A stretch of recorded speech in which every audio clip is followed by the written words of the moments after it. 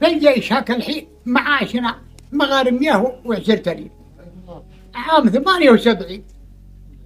واقول يا راجل لي ايه، نبغى الكرم والجود وقروش ما فيش، ما يستوي فقر وحياة هنية. اطرد ورا الدنيا ولا درس سبب ويش، نوجن على الدنيا ونوجن علي.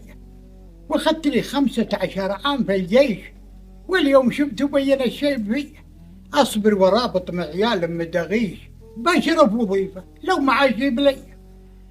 والمسعد اللي جالس في روانيش، لا لحد الشمس ولا برد فيا، يلعب مع اللي يلبس النقاريش.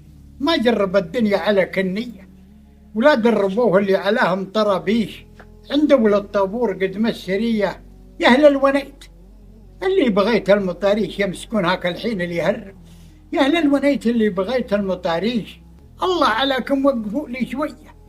والمركز اللي قدمنا فيه التفتيش، خلوني أخذ صورة التابعية. مروا علي الياس رحت ومغابيش، عنوا بني عمي على الشبرمية. أعيش معهم لو حصيلي عراميش، هي من المقعد في الناصرية. هذه أحسن قصيدة قلت، هي من المقعد في الناصرية. شدوا هلي وقت المطر والرشاريش، تنحروا كبشان وين منظرية. الدير اللي نبتها قبر مانيش هي مروتي، يوم الحياة الطرية.